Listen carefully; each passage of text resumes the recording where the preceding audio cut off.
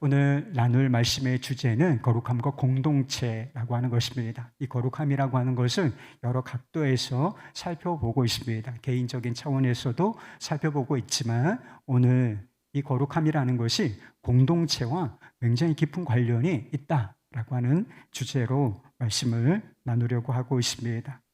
우리가 사는 세상은 점점 개인주의화 되어 가고 있습니다. 작년 임원훈련 때 우리에게 지금 한국 교회에 도전한 세 가지 직면한 세 가지 도전에 대해서 말씀을 드린 적이 있습니다. 하나는 개인주의의 심화라고 하는 것이고, 또 하나는 언택트 온라인 시대의 가속화, 세 번째는 세속화라고 하는 도전인 것입니다.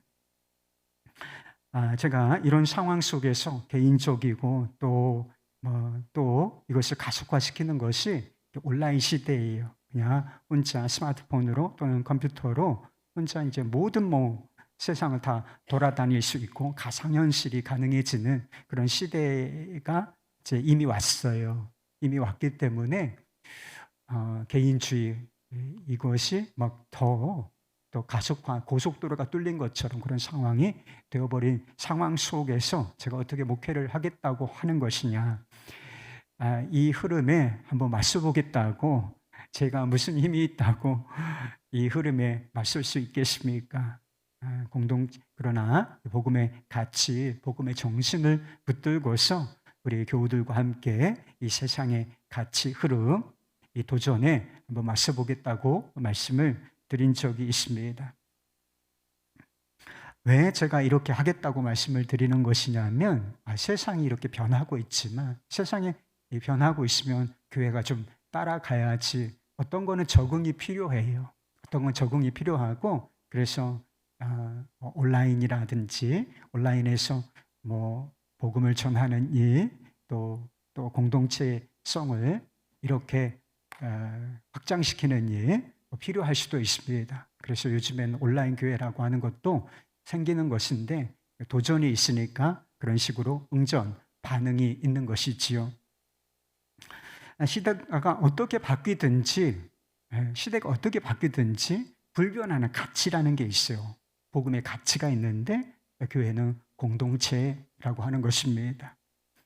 세상이 아무리 개인주의화 되어 간다고 해도 사람은 혼자 살 수가 없어요. 개인주의가 편리한 게 있죠. 아주 심플하고 간섭하지도 않고 간섭을 받지도 않기 때문에 신경 쓸 일이 없어요. 개인주의로 살면 크게 신경 쓸 일도 없고 상처받을 일도 없고 크게 불편한 일들 없지만, 여러분, 우리가 진짜 세상에서 그렇게만 살 수 있는지를 한번 생각해 보세요. 어떤 사람과도 특별히 이렇게 신경 쓰지 않고 살아갈 수 있는지를 한번 생각해 보세요. 절대로 그럴 수가 없어요. 우리는 어떤 식으로든지 다른 사람들과 관계 속에서, 공동체 속에서 살 수밖에 없는 그런 환경 속에 있다는 것입니다. 그리고 더군다나 혼자서는 그리스도인이 될 수도 없고 그리스도인으로 살 수도 없기 때문이라는 것입니다. 여러분, 천국을 생각해 보세요. 천국에서도 개인적인 시간과 공간이 주어질 거예요. 혼자만의 시간, 저는 사실은 혼자만의 시간이 필요한 사람이에요.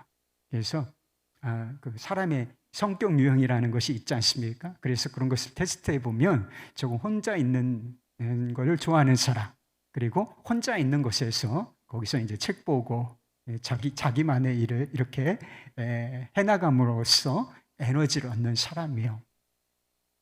그런데 천국에서도 이런 일이 있을 것이라, 복잡한 상황 속에서 딱 떨어져 나와서 나만의 공간, 또 나만의 시간, 저는 이것이 천국에서 얼마든지 허용될 것이라 그렇게 믿고 있습니다. 그런데요, 단언컨대 그런 시간과 공간이 주어질 것이지만 단언컨대 천국에는 개인주의가 없을 것이라는 거예요. 천국은 사랑으로 충만한 하나님의 백성 공동체를 의미한다는 것입니다. 천국을 무엇이라고 정의하든지 반드시 빼놓을 수가 없는 것이 공동체라는 거예요. 사랑으로 충만한 하나님의 자녀, 하나님 백성들의 공동체라고 하는 것입니다. 교회는 지상에 존재하는 하나님 나라 백성 공동체예요. 그래서 예수님과 동행하는 하나님 나라 공동체, 우리 교회의 핵심 가치예요. 이걸 어떻게 이루겠다고 하는 것이냐? 주님과 동행하는 가운데 좀 하나님의 자녀들다운 그런 하나님의 백성다운 공동체를 한번 세워보겠다고 큰 비전을 가지고 있는 것이지요. 불완전하죠. 지상에 우리가 다 불완전하기 때문에 불완전한 사람들이 모인 공동체는 불완전할 수밖에 없는 것 아니겠습니까? 당연한 것이죠. 불완전하지만 천국이 뭐냐? 천국의 속성이 있어요. 천국의 속성, 사랑으로 충만한 공동체, 서로를 정말 축복하고 걸릴 것이 없는 이런 공동체, 이런 천국이라는 공동체를 불완전하지만 맛볼 수 있는 지상의 공동체, 그거는 교회가 유일하다 하는 것입니다. 그리고 완전한 하나님의 나라 공동체, 천국 백성으로 준비되어지는 그런 공동체, 그 속에서 삶으로 이 하나님 나라 백성 공동체, 지상의 교회에 속하여 우리가 훈련받음으로써 완전한 하나님의 나라 공동체, 흠이 하나도 없을 정도로 모든 면에서 완벽한 이 공동체에서 살 준비가 여기서 되어지는 공동체라는 것입니다. 그래서 교회가 좀 부족한 구석이 많지만 그렇기 때문에 대단히 소중한 공동체인 것입니다. 요즘은 다양한 이유로 교회 공동체를 멀리하는 사람들이 있어요. 그래서 개 중에는 좀 급진적으로는 교회 공동체가 필요 없다 이렇게 생각하는 사람들도 많은 것 같습니다. 그래서 이러저러한 이유로 또는 핑계로, 제가 보기에는 핑계가 많아요. 핑계로 교회 공동체에 나가지 않고 자기 나름대로 자기는 크리스찬이다, 하나님을 섬긴다 이렇게 생각하고 살아가는 사람들이 점점 늘어나고 있다. 지난번에 제가 통계 말씀드렸죠. 한 25%가 그런 상황에 있다라고 알려져 있습니다. 그런데 케빈 드영이라고 하는 목사님이 이런 사람들에게 이런 경고를 했어요.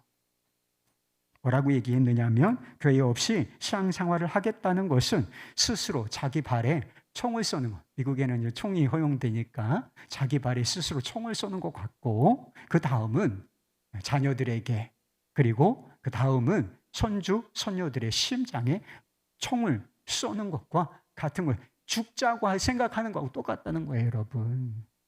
신앙생활에 있어서 난 교회가 없이 신앙생활 할 수 있어. 교회를 멀리하고 터부시하는 사람들 절대로 건강한 신앙생활 할 수가 없다. 그것은 스스로를 그리고 다음 세대를 망하게 하는 일과 같은 것이다 라고 경고하는 것을 제가 보았습니다. 교회 공동체 자체를 향한, 그리고 교회 공동체를 통하여 의도하신 하나님의 계획이 있어요. 하나님께서 교회 공동체를 통하여 주시고자 하는 이 놀라운 축복이 있는데, 이 교회를 멀리하게 되면 이 하나님께서 공동체를 통하여 계획하신 일들, 그리고 계획하신 축복, 여기서부터 완전히 제외가 되는 것이기 때문에 대단히 위험한 생각이라 하는 것입니다. 교회를 비유할 때 불붙은 장작더미를 이렇게 예를 드는 경우가 있습니다. 활활 타오르는 불멍을 할 때도 있죠. 요새 카페 같은 데 보면 불멍을 시켜주더라고요. 장작더미를 딱 쌓아놓고 불을 딱 붙이면 불이 이제 확 붙어버리면 이게 막 불이 거세잖아요. 그래서 산불 같은 건 통제를 못 하잖아요. 그렇게 불의 기세가 세지 않습니까? 그런데 한 무더기에 장작더미를 쌓아놓고서 불을 붙이면 열기가 세단 말이에요. 그래서 조금 덜 마르지 않은 그런 장작 또는 나무 가지 거기다 집어넣으면 탈까요, 안 탈까요? 탑니다, 여러분. 제가 시골에서 해봐서 알아요.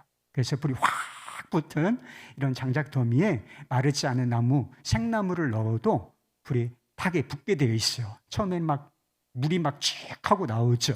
그렇지만 마르면서 타요. 마르면서 타는 게 정확한 사실입니다. 그래서 생나무가 있어요. 크리스찬들 중에서 생나무. 그래서 교회 세상에 있다가 이제 곧바로 예수 그리스도를 믿기로 작정한 사람들이 있지 않습니까? 그래서 이게 나무로 비유하자면 물먹은 아주 준비가 좀 덜 된, 그리고 부족한 것이 많은 그런 나무라고 할 수가 있는 것이 있지요. 그런데요, 뜨거운 공동체, 영적 공동체 안에 들어오면 불이 금방 붙어요, 여러분. 불이 금방 붙어서 신앙이 막 쫙 하고 바른 길을 찾아서 이렇게 뜨겁게 신앙생활을 할 수가 있게 되는 것입니다. 그런데 잘 타던 그 나무 무더기에서 그 나무 하나, 장작 하나를 꺼내면 어떻게 되겠습니까? 거기에 있을 때는 확 하고 같이 불이 붙어서 활활 타오르던 장작이었는데 그것 하나 딱 꺼내서 밖에다 놓으면 타긴 타죠. 그러나 얼마 못 가서 꺼지고 만다는 것입니다. 그래서 반쯤 타고 반쯤 타지 않은 그런 제 수땡이 상태로 남아버리게 되는 것입니다. 영적 공동체 밖에 있으면 꼭 이와 같은 현상이 일어난다는 거예요. 그래서 뜨거운 영적 공동체, 그래서 건강한 영적 공동체가 그렇게 절실하게 필요한 것입니다. 그러면 생나무 가지도 탄다니까요. 새가족도 와서 믿음의 불이 붙게 됩니다. 예배의 불, 기도의 불, 찬양의 불이 붙게 되어 있어요. 거룩함의 불이 붙게 되어 있습니다. 그런데 뚝 떨어져 나와서 좀 편합시다. 속해 안 하면 뭐 육신적으로는 편하죠. 그렇지만 그게 결국은 신앙의 불이 소멸되게 되는 이유가 된다는 것입니다. 로마에 가보면 카타콤이라는 기독교 유적지가 있어요. 카타콤이라고 하는 것은 원래 만들어 놓은 게 아니라 지하 무덤이었습니다. 지하 무덤, 공동묘지였어요. 그런데 로마 정부에 의해서 크리스천들이 박해를 받을 때 어디 가서 살 데가 없잖아요. 그래서 지하 무덤으로 숨어든 거예요. 이게 미로처럼, 아주 미로처럼 이렇게 되어 있기 때문에 들어와서 사람 찾기가 참 어려운 구조로 되어 있다 그래요. 그래서 거기에서 이렇게 한 사람 두 사람 모여서 살다 보니까 꽤 많은 크리스천들이 거기에서 모여 살게 된 것입니다. 근데 거기서 태어나서 거기서 죽은 사람도 있다 그래요. 바깥에 뭐 전혀 나가지 않은 것은 아니겠지만 그냥 그 카타콤 무덤에서 태어나서 그렇게 크리스천으로서 믿음을 받아들이고 살다가 그냥 믿음을 가진 채로 거기서 죽는 사람들, 거기에 묻힌 사람들이 상당수가 있었다는 것입니다. 이렇게 힘들고 어려운 상황 속에 어떻게 기독교가 존립을 할 수가 있죠? 공동체라는 신앙을 가진 사람들이 존립을 하고 존립을 할 뿐만 아니라 나중에 이게 국교화가 됐단 말이에요. 로마 자체가 복음화가 이루어지는 이런 일이 어떻게 가능하냐 말인 것입니다. 그들은 결국 로마 정부의 모진 박해에도 불구하고 신앙을 지켜냈다는 것입니다. 함께 예배하고 함께 고난을 받으며 그리고 함께 격려하는 공동체가 없었다면 이것은 불가능한 일이었을 것입니다. 교회 공동체가 있어야 믿음을 가질 수가 있어요. 혼자서는 그리스도인 될 수가 없습니다, 여러분. 그리고 교회 공동체가 있어야 믿음을 가질 수가 있고 그리고 이 믿음이 유지가 될 수 있어요. 그리고 이 믿음이 그냥 유지되는 것이 아니라 견실하게 건강하게 유지가 될 수 있으며 이 믿음이 세대를 이어서 우리만 믿으면 됩니까? 여러분 우리만 천국 가면 돼요? 여러분 자녀들, 손주들 그 다음 세대 어떻게 할 거예요? 계속 이 믿음이 전수되고 또 전수되는 것이 하나님의 뜻이고 이 일이 그런데 어디서 이루어지는가? 공동체를 통하여 이루어지게 된다는 것입니다. 그렇기 때문에 어떤 이유로든지 교회 공동체를 멀리하면 안 되는 거예요. 정말 바보 같은 거예요. 하나님이 예비하신 축복에서 그냥 스스로를 분리시키는 것과 같은 것이기 때문에 주님의 마음이 너무 아프신 거예요. 하나님께서 교회 공동체를 주신 목적이 다양하지만 가장 중요한 목적 한 가지를 꼽으라면 우리가 다루고 있는 성화인 것입니다. 거룩함에 있어서 자라가려면 경건의 훈련이 필요하다고 2주 전에 말씀을 드렸어요. 기도와 말씀 묵상, 인내, 단순함의 훈련, 여러 가지 경건의 훈련이 여러분 훈련받지 않고서 무슨 거룩함이 있어요. 말씀 한 구절 안 보면서 무슨 그리스도인으로서 자라간다고 자부하십니까? 회개하세요, 여러분. 기도 한 번 안 하면서 무슨 주의 뜻을 안다고 그렇게 위선을 떱니까? 저한테 하는 얘기예요. 그런 사람이 있으면 회개하세요. 하나님의 원리에서 완전히 벗어난 거예요. 경건의 훈련이 필요하다고 분명히 성경은 말씀하고 있습니다. 말씀과 기도로 거룩하여 짐이라. 개인적인 경건 훈련이 반드시 필요하지만 그것으로는 충분하지 않아요. 함께 예배하고 함께 기도하고 함께 교제하는 공동체 속에서 이 공동체 훈련을 받아야 하는 것입니다. 하나님의 계획 속에 있는 공동체는 거룩함이라는 열매가 자라는 토양, 밭과 같은 거예요. 밭이 있어야 나무를 심고 그 나무가 영양분을 또 수분을 흡수해서 열매가 맺어지는 것 아니겠습니까? 그런데 그런 토양, 밭 같은 역할을 하는 곳이 바로 교회 공동체라고 하는 것입니다. 예배, 기도, 말씀, 그리고 성만찬은 하나님과 교제하는 통로예요. 하나님과 교제하는 통로가 기도만 있는 것은 아닙니다. 말씀과 기도, 예배, 지금 우리가 이렇게 기도하며 예배하는 이 시간도 하나님과 어떤 식으로든지 교제가 일어나고 있는 것입니다. 개인적으로 기도와 말씀을 통해서 하나님과 교제할 수 있습니다. 그러나 이런 것들은 공동체 속에서 함께 해야 되는 것입니다. 우리가 지금 기도할 때 함께 찬양하고 함께 기도했잖아요. 그래서 개인적으로 기도해야 되죠. 그래서 골방에 들어가서 문을 닫고 세상과의 어떤 우리의 마음의 창을 닫고 주님과 온전히 집중하여 주님 바라보고 기도하라고 말씀하셨어요. 근데 그것만 있는 건 아니에요. 그것만 있는 건 아니란 말이에요. 우리가 함께 문을 열고 나와서 이렇게 공동체로 모여서 주님을 바라보고 함께 찬양하고 함께 기도하고 말씀에 귀를 기울이는 이 활동, 예배가 반드시 필요한 것입니다. 여러분, 혼자 예배하는 것이 가능할까요? 가능하지 않을까요? 저는 가능하다고 생각해요.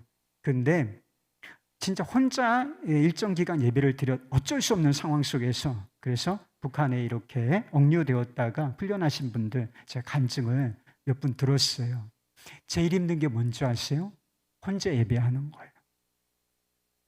혼자 예배하는 거. 그래서 주일이 오면 혼자 기도하고 말씀, 성경이 없으니까 너무 힘들 때래요. 근데 주일이 오면 예배를 드리는데 목사가 예배를 드려야죠. 근데 주일이 오면 예배를 드리는데 혼자 예배 드리는 게 그렇게 힘들더래요. 그렇게 같이 예배하는 공동체가 그립더라는 이야기를 제가 들었습니다. 이런 예배는 혼자도 드릴 수가 있어요. 어쩔 수 없는 상황 속에서. 그러나 예배가 혼자 예배를 드린다. 좀 어딘가 좀 어색한 데가 있잖아요. 두세 사람이 있는 곳에 내가 그들과 함께 할 것이다. 이런 말씀이 있어요. 한 사람이면 왜 하나님께서 함께 하시지 않나요? 하나님 함께 하시죠. 근데 이상한 말씀 하셨어. 두세 사람, 공동체예요. 공동체, 그들이 있는 곳에, 내 백성이 있는 곳에 나도 그들과 함께 할 것이다 라고 말씀하셨다는 것이지요. 그래서 예배는 공동체적인 거예요. 성경이 정의하는 예배는 개인적인 게 아닙니다, 여러분. 개인적으로 할 수는 있지만 개인적인 것이 아니라 최소한 두세 사람이라도 이렇게 몇십 명이라도 모여서 함께 하나님을 바라보고 예배하는 것입니다. 더구나 성만찬이라고 하는 것이 있죠. 우리가 이제 매월 첫째 주 성만찬 예배를 드리지 않습니까? 성만찬은 혼자 할 수 있을까요? 없을까요? 혼자 하는 성만찬 같은 건 없어요, 여러분. 개발하시려고 그래요? 혼자 하는 성만찬은 절대로 없다. 왜냐하면 성만찬 자체가 공동체를 의미하는 거예요. 커뮤니언. 공동체를 의미한다. 그래서 그리스도의 몸과 그리스도의 피를 나누는 것이란 말이에요. 제가 그래서 분급을 하잖아요. 원래 하나였던 것입니다. 그래서 빵으로 할 때는, 큰 빵으로 할 때는 이것을 하나의 빵이잖아요. 하나의 빵을 나누는 것입니다. 그리고 더 이제 세부적으로 오시는 대로 나누죠. 한 몸에 참여하는 거예요. 한 피에 참여하는 것입니다. 그럼으로써 우리가 다 그리스도의 사랑 안에 있는 한 공동체다, 주님의 자녀들이다 라고 하는 것을 눈으로 확인한, 하나님이 우리와 함께 계시며 우리를 사랑하시며 그리고 우리를 축복하신다 라고 하는 것을 눈으로 경험하고 몸으로 경험할 수 있도록 만든 예전 은혜의 수단, 이것이 바로 성만찬이라고 하는 것입니다. 그래서 이런 활동, 공동체 활동에 참여함으로써 우리는 공동체 가운데 임재하시는 하나님과 교제하고 그분을 알아가는 것입니다. 그래서 하나님께서 개인적으로도 모든 곳에 임재하시죠. 우리 마음 안에도 하나님께서 함께 계시니까요. 그런데 이 공동체적으로도 임하신다니까요. 그래서 예배하는 이 공동체에 성령께서 임하신 것을 믿으시기를 바랍니다. 그래서 이 공동체 가운데 임하시고 역사하시고 자신을 드러내시는 어떤 방법으로든지 우리가 인식을 하든지 못하든지 상관없어요. 그렇지만 하나님께서 자신을 나타내 보여주시는데 그 하나님을 우리가 이런 활동을 통해서 알게 되는 거예요. 거룩함의 정의는 구별이라고 말씀을 드렸어요. 세상과 죄로부터의 구별일 뿐만 아니라 그리스도를 닮는 구별인 것입니다. 15절 말씀에 보면 그리스도에게까지 자라는 것으로 표현을 하고 있어요. 그리스도를 닮는 것. 이 성화가 그리스도를 닮는 것. 제 세상에서부터 구별되어 그리스도를 닮는 것인데 15절은 그리스도에게까지 자라는 것으로 이 성화를 표현하고 있다는 것입니다. 그런데 사도 바울은 그 일이 교회 공동체를 통하여 이루어진다고 말씀하고 있어요. 16절 말씀입니다. 그에게서 온몸이 각 마디를 통하여 도움을 받음으로 연결되고 결합되어 각 지체의 분량대로 역사하여 그 몸을 자라게 하며 사랑 안에서 스스로 세우느니라. 여러분이 한번 생각해 보세요. 여러분과 주님이 이렇게 연결되었다고 믿으십니까? 나와 주님은 연결되어 있지. 나는 포도나무요 너희는 가지라. 이게 어떤 연결을 의미하는 것이냐면 이게 주님과 나는 좀 묶여 있어. 관계가 있어. 이런 정도가 아니라 이 생명적인 관계로 딱 연합되어 있다는 것입니다. 무엇을 통하여? 믿음을 통하여 이렇게 주님과 내가 연합되어 있는 것입니다. 그러니까 죄인일 뿐인 우리를 의롭다 하실 수가 있는 이유가 무엇이냐? 우리가 믿음으로 말미암아 주님과 연합되었기 때문에 예수 그리스도 안에서 죽고 예수 그리스도 안에서 살아났기 때문에 우리가 그런 존재가 될 수 있었던 것입니다. 그렇다면 교회 안에 있는 다른 지체, 옆에 있는 사람을 한번 보시죠. 이런 옆에 있는 사람, 가족관계 아니어도 괜찮습니다. 옆에 있는 다른 교우들과 내가 이렇게 결속된, 분리될 수 없는 체인처럼 이렇게 연결되어 있다라고 하는 사실도 믿으십니까? 여러분 이 그림을 한번 보세요. 그렇다는 거예요. 우리가 머리이신 주님과 분리될 수 없을 정도로 하나로 연합되어 있는 것 동시에 그리고 우리가 서로 지체라고 하죠. 지체들인 우리 서로가 이렇게 고리로서 완전히 연결되어 있다라고 말씀하고 있는 것입니다.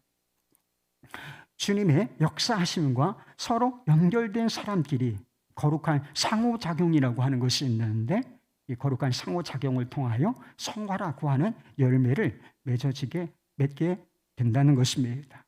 그래서 공동체가 자라요. 그래서 각자의 역할을 잘하고 우리가 함께 예배하고 교제하고 사랑 안에서 이렇게 거룩한 영적 활동을 상호작용을 하게 되면 공동체가 자란단 말이에요. 그리스도의 몸이 자라는데 그리스도의 몸이 자라면 다 같이 자라는 거란 말이에요. 이것이 하나님께서 공동체 속에 숨겨두신 성화의 비밀인 것입니다. 사도신경은 우리가 믿는 바를 아주 짧게 요약한 그런 선언이 있죠. 그 뒷부분에 이런 고백이 있어요.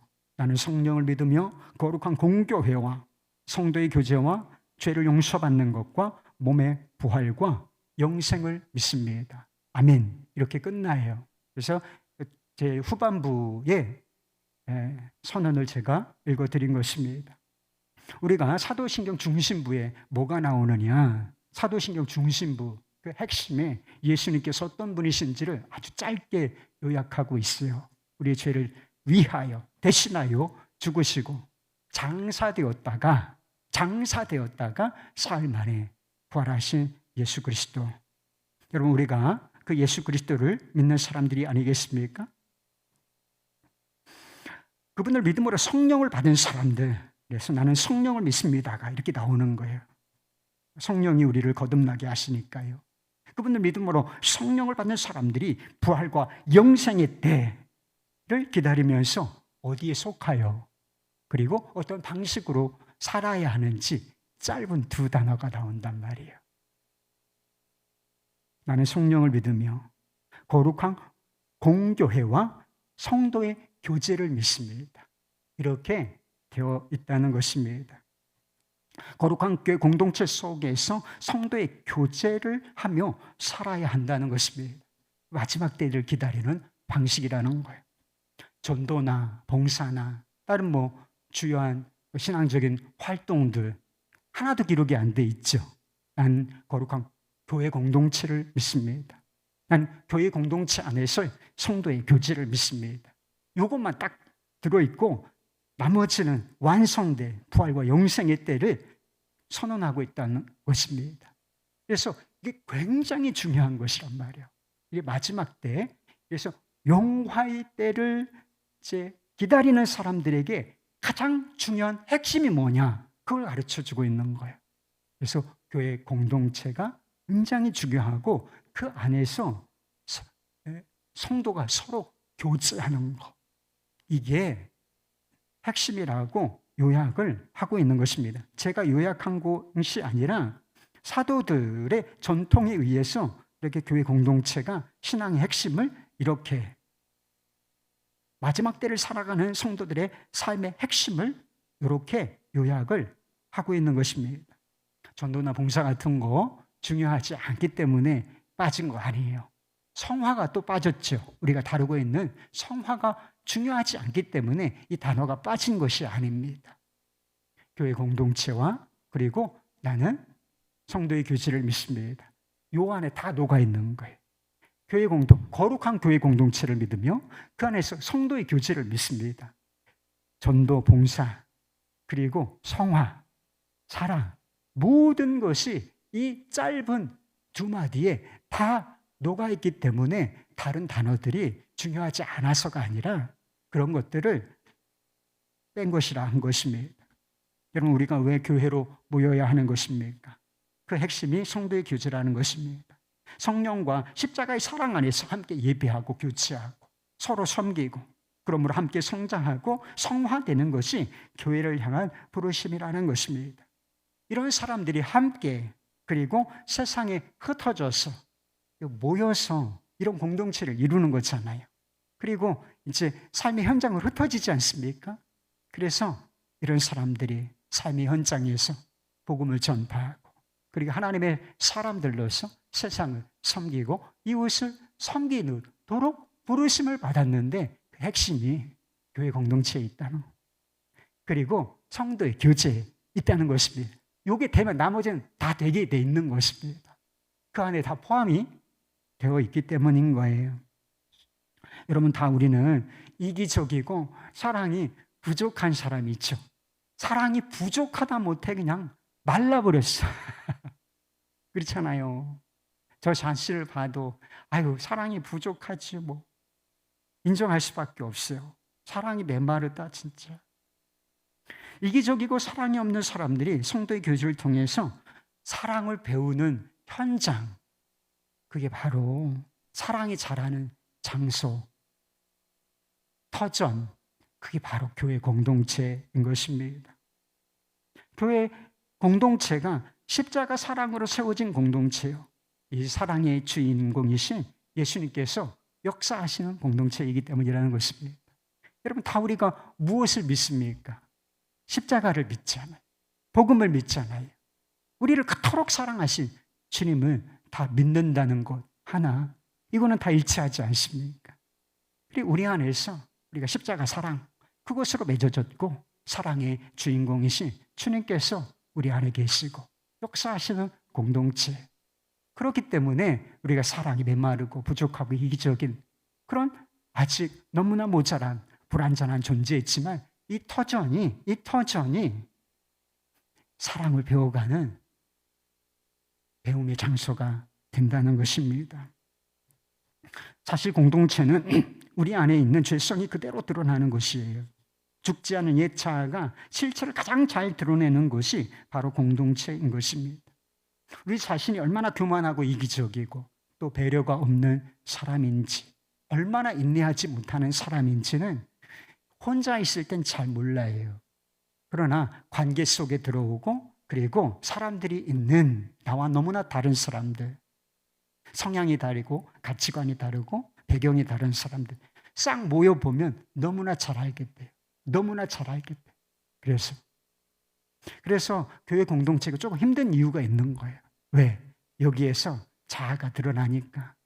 우리가 완전히 죽었다면 얼마나 좋겠어요. 그래서 나는 죽고 주님으로 살고. 근데 이걸 배워가는 거란 말이에요. 이게 완벽하게 돼서가 아니라 이걸 배워가는 공동체가 바로 교회라고 하는 것입니다. 그래서 사람들은 교회 공동체 안에 있는 것이 좀 불편하고 때로는 상처를 받고 이러기 때문에 공동체를 멀리하려고 한다는 것입니다.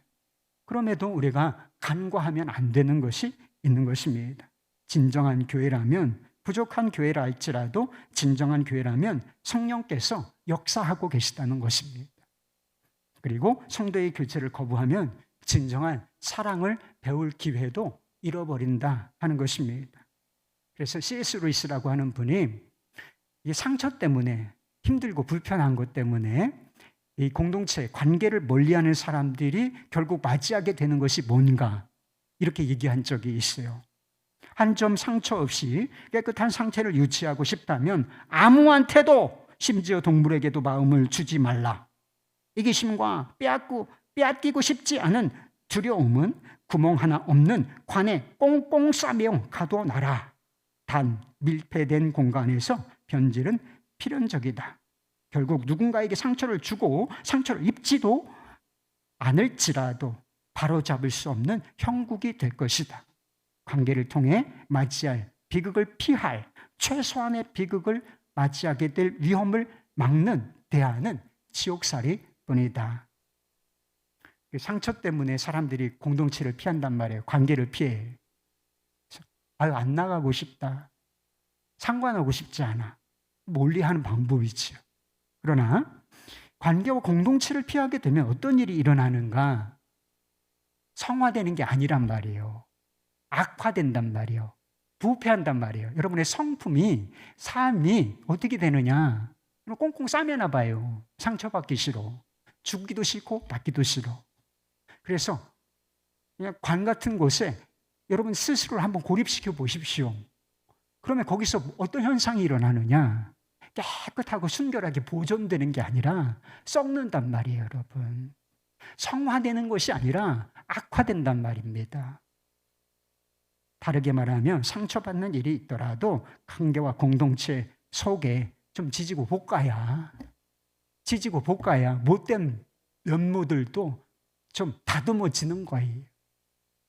여러분, 우리가 하나님 말씀 듣는다고 여러분 다 다듬어질 것 같아요? 그렇지 않다고요. 서로 막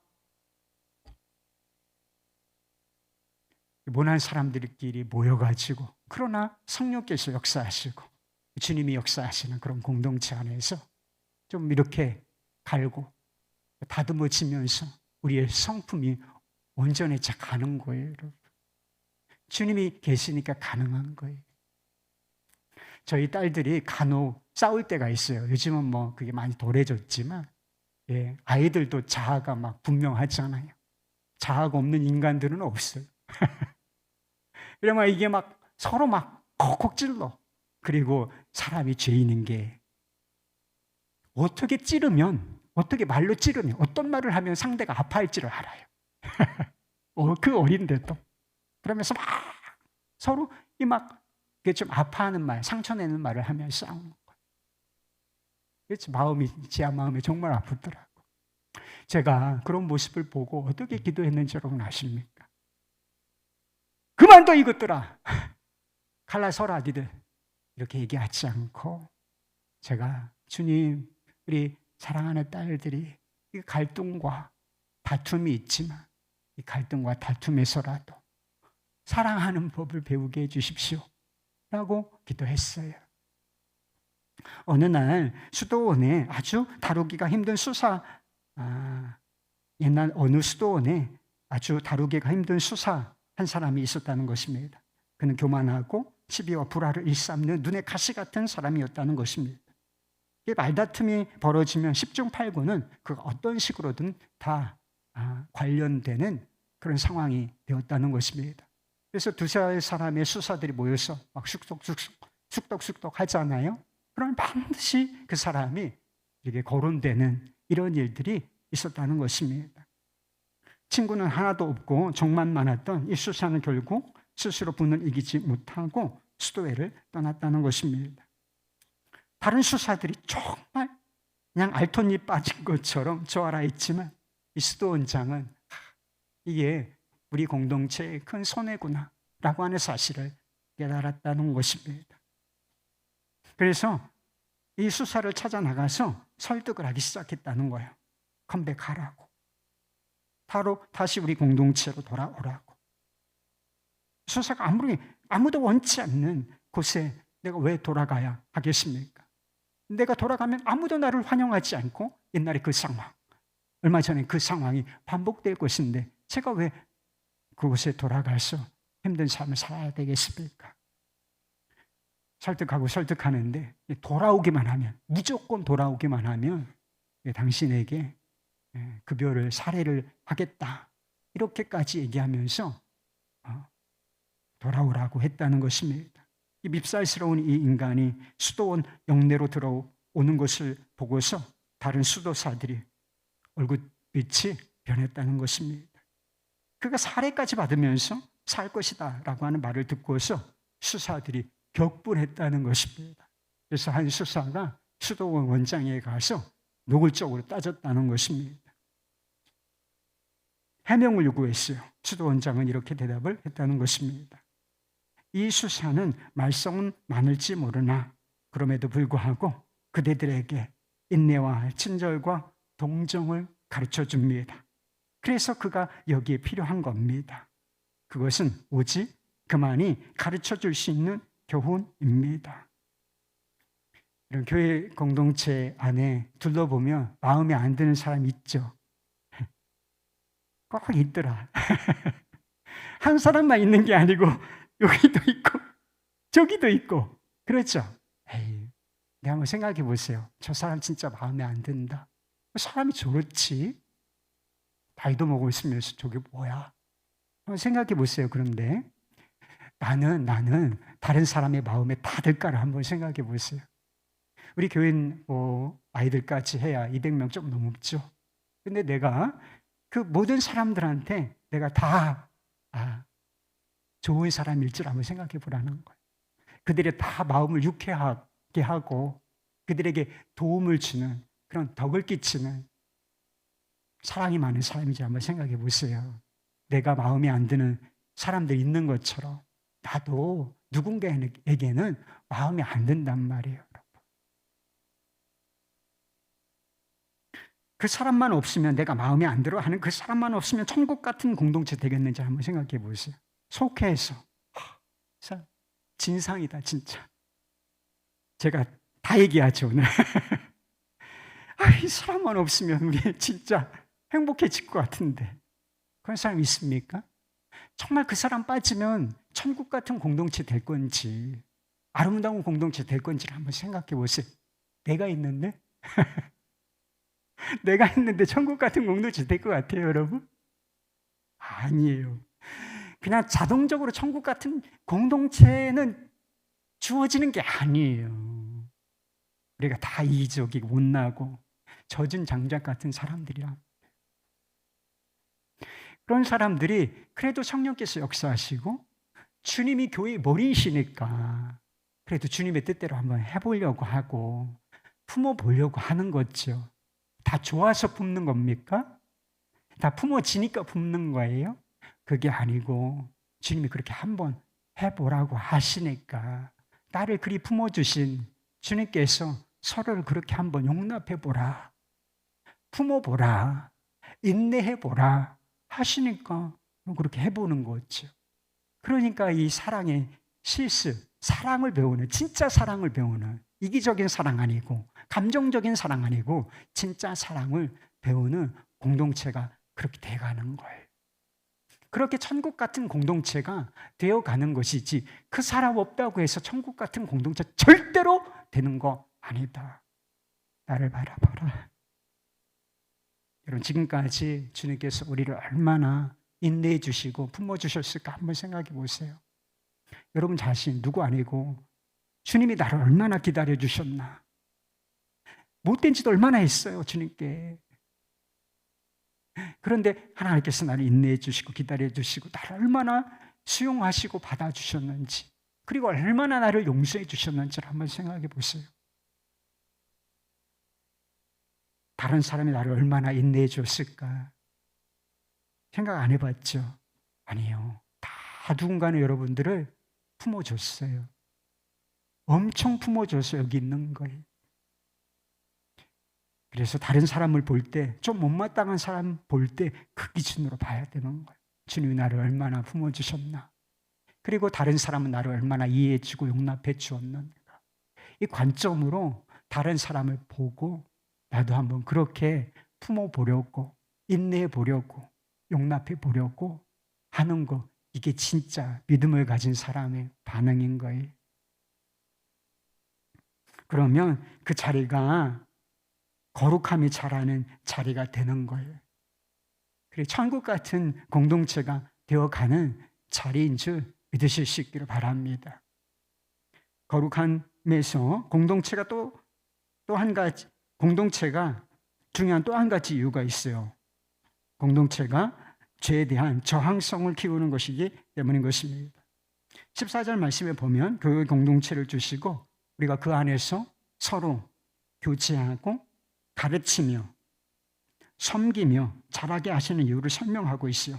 어린아이가 되지 아니하며 세상 온갖 유혹에 밀려 요동하지 않게 하려 하심이라고 이렇게 말씀하고 있습니다. 죄와 세상의 유혹은 거센 파도와 같아요.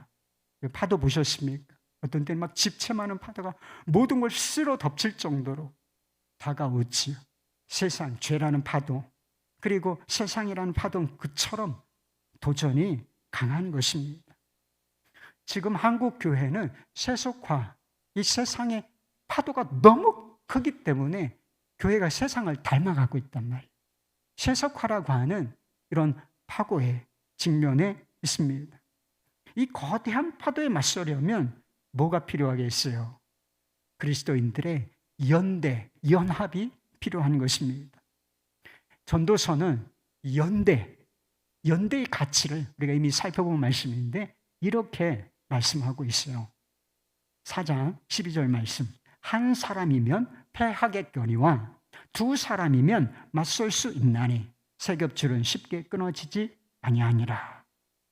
여러분, 우리가 죄와 세상과의 싸움에서 닮지 말라고 하셨잖아요. 그러면 싸워야 되는 것입니다. 구별되어야 하는 것입니다. 그런데 이 영적 싸움에서 왜 우리가 실패하는 것이겠습니까? 여러 이유가 있지만 죄와 세상에 함께 맞서는 이 거룩한 연합, 이 거룩한 공동체가 없기 때문인 것입니다. 공동체가 너무 약한기 때문이에요. 죄와 세상의 파도가 거세지만 하나님의 뜻대로 살고자 하는 사람이 내 주변에 한 사람, 두 사람, 세 사람, 네 사람, 10사람, 100사람, 1000사람 그 이상이 한번 있다고 한번 생각해 보세요. 하나님의 뜻대로 죄, 세상의 파도 너무 거세. 어떻게 우리가 견뎌낼 수 있을까? 이런 생각을 하는데 그래도 하나님의 뜻대로 세상에 죄에 맞서보려고 하는 사람, 두 사람, 세 사람, 네 사람, 10사람, 100사람, 1000사람 있다고 생각해 보세요. 그리고 세상에 나가서 우리가 직장 생활하잖아요. 세상 속으로 나갔는데 그런 사람이 옆에도 있고 또 옆에도 있고 2사람, 3사람, 4사람, 10사람, 100사람 있다고 한번 생각해 보세요. 그러면 우리가 홀로 있을 때 너무 연약하지만 그래도 이 사람들이 있구나. 나와 함께 가는 사람들이 있구나. 이게 깨달아지면, 이게 믿어지고 확인이 되면 한번 마셔볼 수 있지 않겠습니까? 세상에 죄와 타협하고 그냥 세상에서는 까만색으로, 교회에 와서는 하얀색으로, 우리 카멜레온처럼 살지 않고 색깔이 분명한 크리스찬으로 한번 마셔볼 수 있지 않겠어요? 그런 겁니다, 여러분. 교회 공동체가 죄와 세상에 대하여 저항성을 갖게 되는 길이 있어요. 우리가 서로에 대해서 비슷한 이야기이긴 하지만 책임성을 갖는 거예요. 책임지는 관계가 되는 것입니다. 그래서 히브리서 3장 13절 말씀에 이런 말씀이 있어요. 오직 오늘이라 일컫는 동안에 매일 피차 권면하여 너희 중에 누구든지 죄 유혹으로 완고하게 되지 않도록 하라.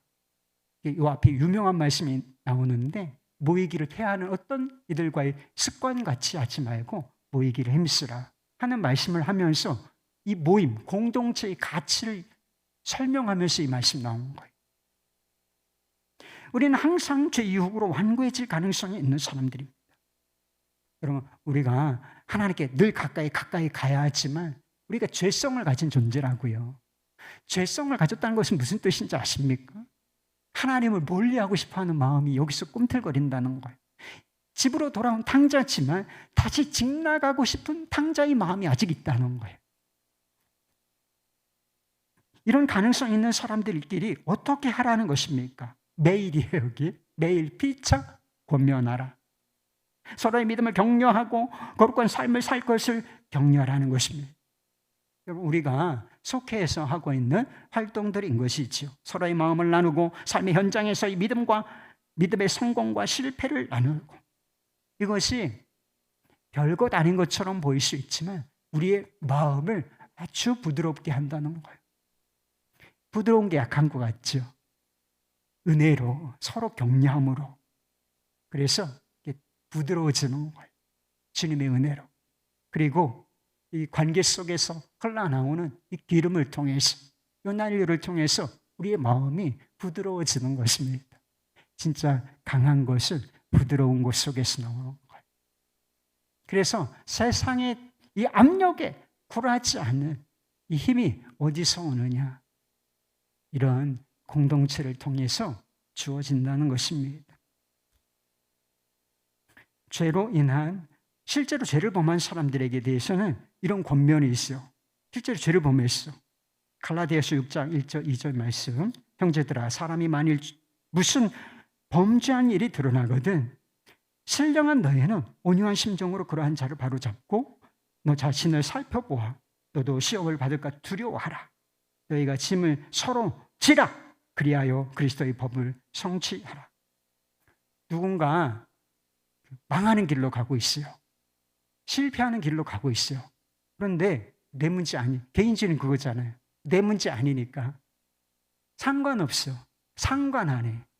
죽든지 말든지, 망하든지, 죄를 짓든지, 죄를 지었든지 아무 상관이 없어. 나만 괜찮으면 괜찮아. 이게 개인주의예요. 그런데 이렇게 극도로 개인주의화된 기독교는 성경이 말하는 기독교가 아닌 것입니다, 여러분. 아니라는 게 정확한 거예요. 아주 조심스럽게 자신을 돌아보며 두려운 마음으로 접근해야 한다고 말하고 있지만 어떻게 하라는 것입니까? 죄를 범한 그 사람, 실족한 그 사람 내버려 두지 말고 온유한 심정으로 부드럽게 바로잡아 주라는 것입니다. 그를 사랑하는 마음으로 함께 회복과 치유라고 하는 짐을 지라는 거예요. 그 사람 무너졌단 말이에요. 실족했단 말이에요. 다시 일어나야 되지 않겠습니까? 내버려 두지 말고 함께 짐을 지라. 회복과 치유의 짐을 져라. 나와 상관없다고 하지 말고 그런 뜻인 것입니다. 야고보서에 보면 또 이런 말씀도 나와요. 5장 16절 말씀. 그러므로 너희 죄를 서로 고백하며 병 낫기를 위하여 서로 기도하라. 의인의 간구는 역사하는 힘이 큼이니라.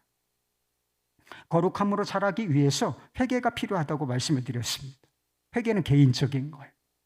그러나 이 말씀을 보면 이 회개라고 하는 것은 개인적인 것인 동시에 공동체적인 것이라는 사실을 알 수가 있어요. 너희 죄를 서로 고백하라. 그리고 나서 기도하라.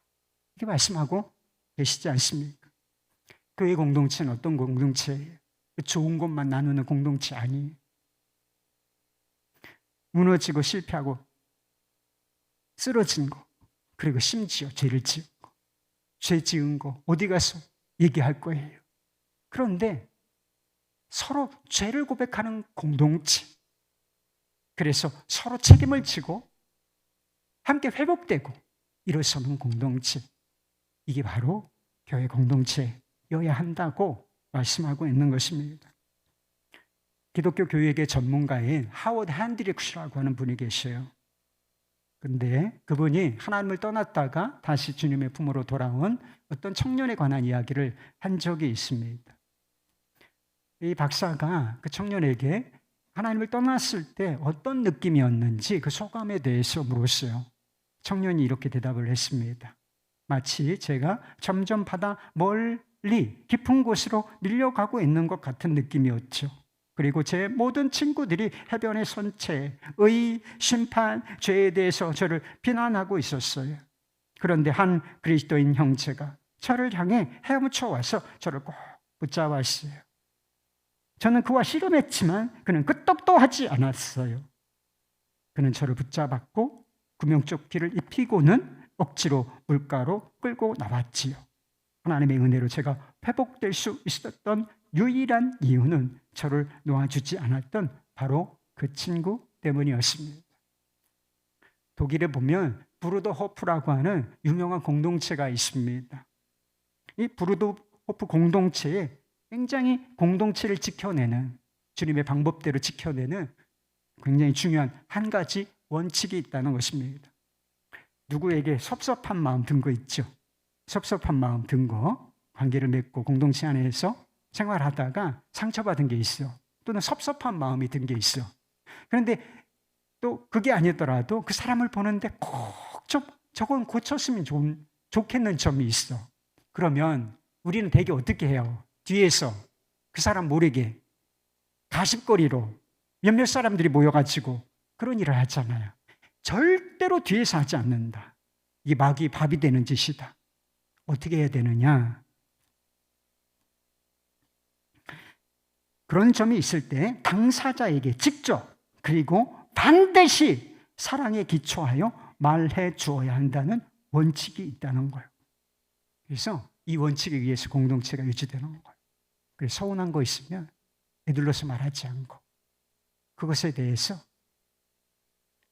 온유한 마음으로 얘기하고 바로 잡아줄 것이 있으면 사랑에 기초해서 이런 부분은 좀 고치면 어떨까 하는 이런 식의 접근.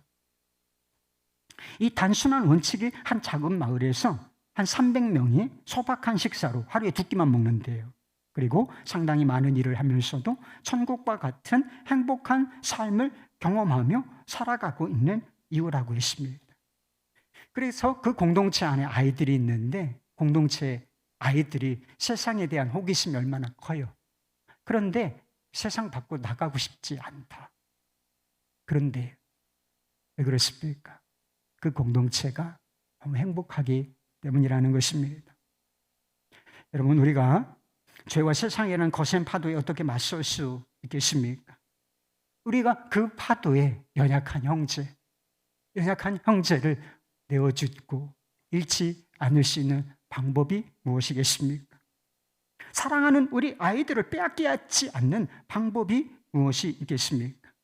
피차 권면하며 붙들어주는 공동체, 아픈 이야기조차 사랑에 기초하여 해줄 수 있는 공동체, 승리뿐 아니라 죄를 고백할 수 있는 고백 공동체, 그리함으로 말미암아 그리스도의 법, 이 사랑의 법을 성취하는 공동체, 이것을 세우는 것입니다. 소박하지만 천국을 맛보고 실제로 누리는 공동체를 세우는 것, 이것이 우리가 죄와 세상의 파도에 맞설 수 있는 방법인 것입니다. 이런 공동체를 세우는 것이 가능하겠습니까, 여러분? 이런 공동체를 세우는 것이 가능한 소망, 유일한 소망 한 가지가 있다면 교회 공동체의 주인이 우리가 바로 우리 주님이시라는 사실인 것입니다. 이 불완전한 공동체, 그래서 지금 성전은 지어져 가고 있는 것인데 이 교회의 머리이신 주인이신 주님께서 마침내 언젠가는 반드시 성전 공사를 완성하실 것이기 때문인 것입니다. 우리는 반드시 그리고 완전한 우리 자신의 모습, 그리고 완전한 공동체의 모습을 보게 될 것입니다. 그 일을 주님께서 하고야 마실 것이기 때문인 것입니다. 여러분이 이 진리를 믿으십니까? 그렇다면 이런 공동체를 세우는데 헌신하시길 바라요. 물러서지 말고, 제발 물러서지 말고, 이 교회 공동체의 가치, 제가 여러 측면으로 말씀을 드렸어요. 조금 어려운 일이 있다고, 상처받는 일이 있다고, 넘어졌다고 포기하지 말고 이런 공동체를 세우는데 오늘도 한 걸음 헌신하실 수 있기를 바라겠습니다. 그 거룩한 공동체가 가져오는 축복은 그 일에 헌신하는 사람의 것이고, 그리고 우리 모두의 것이며 우리 다음 세대의 것인 것을 잊지 않으시기를 바라겠습니다. 할렐루야.